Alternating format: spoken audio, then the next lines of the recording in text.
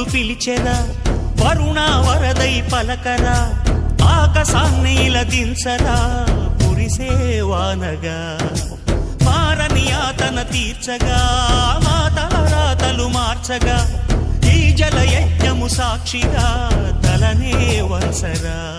మహారాజు తాని సమిధల్లె మారి నిలువెల్లా వెలిగెరా, భోగాన్ని విడిచి త్యాగాన్ని వలచి తాపసిగా నిలిచెరా.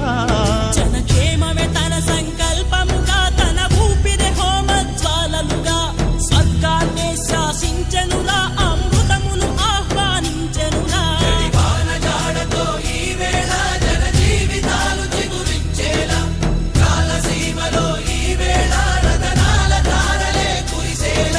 కల్లు కల్లు మని సిరిము వల్లే చినుకే చేరగా, జల్లు జల్లు మని పులకి